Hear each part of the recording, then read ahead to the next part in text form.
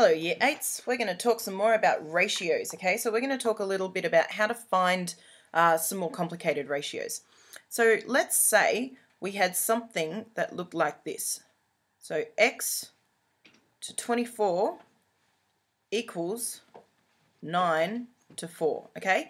How would you find out what x is? Now there's two different ways we can do that. We can look at the relationship between these two numbers and say, how did you get from 24 to 4? So how would you get from 4 to 24? Well, you could times it by 6, couldn't you? 4 times 6 is 24. So if that's what we do to that one, we can just do exactly the same thing to this one. Okay? So 9 times 6 equals, what is that? I don't know why I'm waiting for you to answer. 54. So x must be 54. Okay? So the ratio would be 54 to 24 is the same as 9 to 4. All right? Now there's another way we can do that. Sometimes it's easy just to look and go, 4 times 6 is 24. Sometimes it might not be quite so easy to see that, okay? So there's another way we can do that. So let's try again. So x to 24 is the same as 9 to 4. Now we can do this using cross multiplication. Personally, I think this is easier because there's no guesswork involved. You can just figure it out straight away. So we're going to rewrite them as fractions.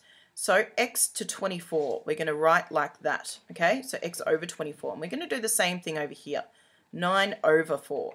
Now we're just going to cross multiply, okay?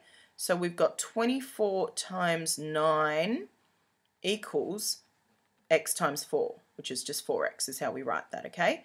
So we've just cross multiplied. So the one's opposite, we're multiplying.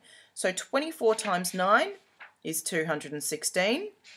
And we've got 4x. Now, if we want to get x by itself, what do? We get rid of the 4. It's currently 4 times x, so we need to do the opposite of that. So we're going to divide. So we've got 216 divided by 4 equals x.